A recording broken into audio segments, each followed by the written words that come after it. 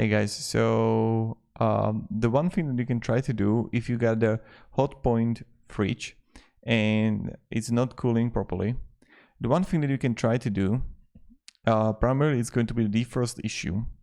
So you need to let it cool down and defrost, for example, where you can like put the hot air into those and like with a fan or something to defrost it.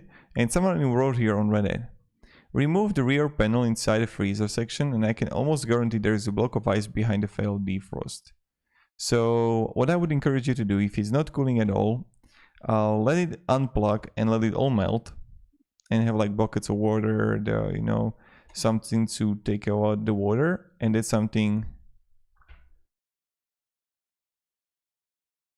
you want to do.